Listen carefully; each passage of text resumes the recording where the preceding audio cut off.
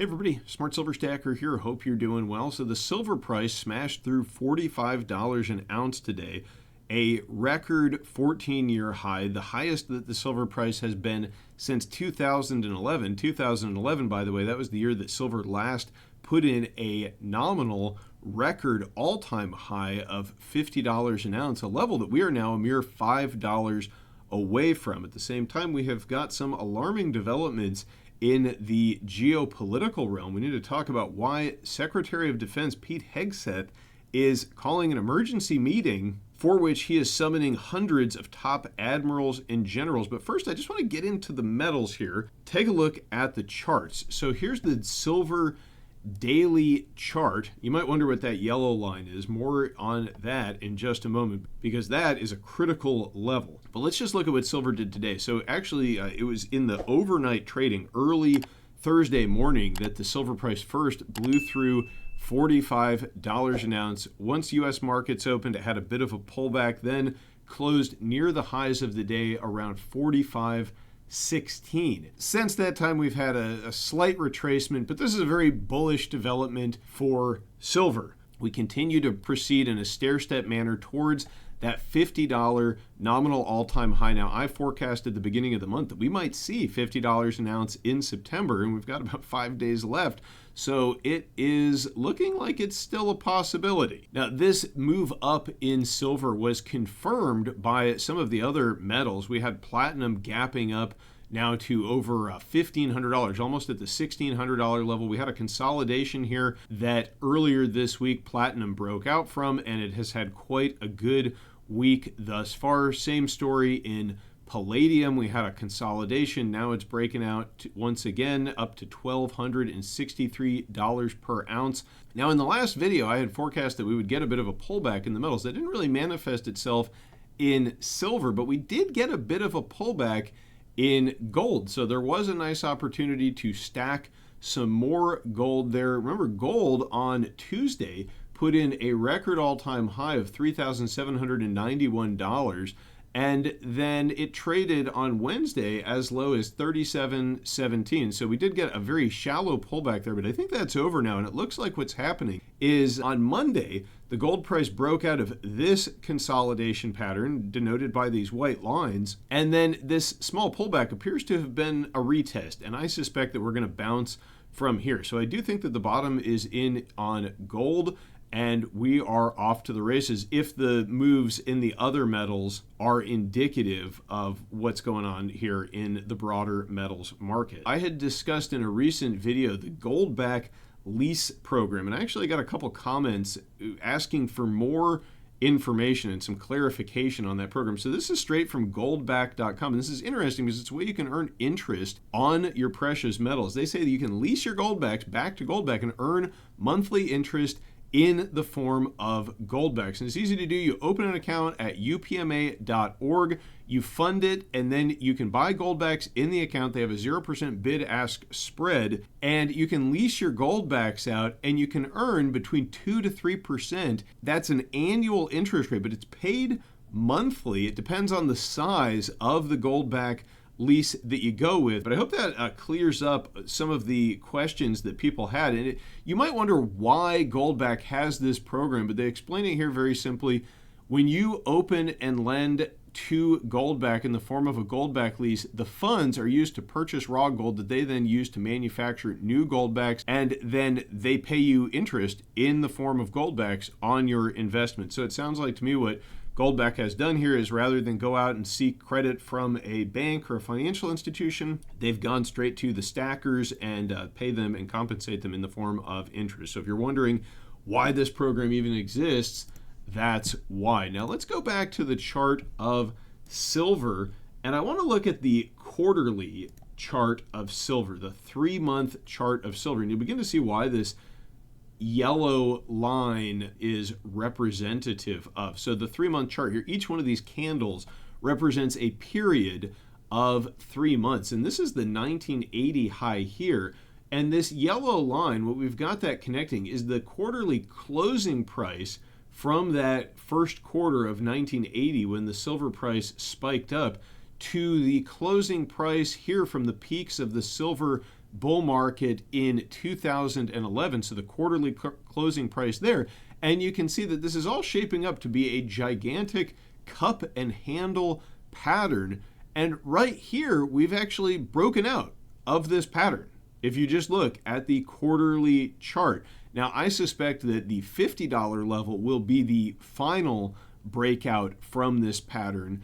But if you go back to the 1980 highs and you adjust those for inflation, even just using the CPI data, which understates it, you get an inflation-adjusted high in today's dollars of around $200 an ounce. So, when I look at this chart, it seems relatively straightforward that a breakout from this is going to lead us, at the very least, to triple-digit silver. Now, a lot of times people will hear headlines like that and they'll think, well, that's just clickbait or that's a pie-in-the-sky number. But you got to understand, any fiat price target ultimately is achievable because the value of the dollar, there's no bottom for it, right? So if you're denominating the price of silver in dollars, it makes sense that eventually it's going to get to triple digits. I suppose it's a matter of how soon is really the only question. But I think that when you look at this chart, it may actually be in relatively short order. And, I just ordered some more physical silver today, and you might think you're buying on the highs if you stack at this level. But to me,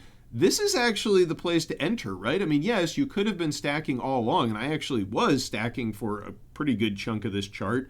But now the breakout is confirmed. So to me, this is the time to actually get into this market, because when you look at this chart, and other factors as well, right? Like the gold to silver ratio, for example. Even though the metals are up a lot, the gold to silver ratio is too, and you would expect that to come down at a peak, right? So I don't think we're anywhere near a peak. And when I look at this chart, it suggests to me that even though the metals have been on a real rip, just in this quarter alone here on this chart, you can see that the silver price is up 24.37%. Even though the metals have performed like that, this chart tells me that the majority of the gains are still ahead of us. So I am still stacking at these levels. But let me know what you think about that in the comments down below. Now, if you're thinking of stacking some silver, you might want to check this out. For a limited time at Bullion, when you purchase a box of brand new 2026 1/10 ounce silver Britannia coins, that's 32 ounces of silver, you get an entire tube of 1/10 ounce Britannias free. This offer won't last long. Visit or call Bullion today. Now, the metals are breaking out for a variety of reasons, right? We've got soaring deficits. We have an enormous level of debt. This is a chart of the CPI dating back to 1950, and you can see it's just going up and up and up. And in the past 5 years or so, it's really begun to accelerate to the upside. We had a slight break from the COVID highs there, but now it's beginning to accelerate to the upside once again. And yet, what is the Federal Reserve doing? They are cutting. So that has a lot to do with why the metals are higher. Also, there's a broad program of de-dollarization among the U.S. Geopolitical rivals, the BRICS nations. There's all sorts of reasons why gold and silver are rising in price. But one of the reasons I think they may be accelerating to the upside right now has to do with the deteriorating geopolitical situation between the U.S. and its rivals. Now, this is a story that was originally reported by the Washington Post, but that story is behind a paywall. So today we're looking at TWZ.com, the war zone. The headline is that War Secretary's emergency meeting, a mystery to hundreds of top officers ordered to attend. Pete Hegseth, the Secretary of War, newly renamed, has summoned hundreds of generals and admirals to an urgent meeting in Virginia next week, but the reason is unknown to many who have been ordered to attend. This is a quote from Chief Pentagon spokesman Sean Parnell. The Secretary of War will be addressing his senior military leaders early next week. According to the Washington Post, the directive was issued earlier this week, months after Hegseth team at the Pentagon announced plans to undertake a sweeping consolidation of top military commands. Now, maybe you would be doing that if you were preparing for a broader conflict. Perhaps you need to shake up the higher tiers of the military if you are preparing for a conflict, because there are those generals and admirals that might be peacetime generals and admirals, and you might want to change those out for a wartime general and admiral if you plan on engaging in a major conflict. At least that's my take on this story. It should also be an ominous sign, given the fact that so many of these leaders are stationed around the world. It's a logistical challenge to bring them all together. So it's got to be for some major purpose. Most of these large-scale meetings are conducted by secure teleconference. It's very unusual to disrupt the schedule of so many high-ranking military officials to bring them all physically to one place. Still no news on exactly what this meeting is regarding, but this post by President Trump from 2 days ago, I think could at least potentially shed some light on what is being discussed. And it involves an escalation in the war between NATO and Ukraine, thus a proxy war of sorts might be about to become more than that. I'm not going to read this whole post to you. You can go check it out on the president's Truth Social page.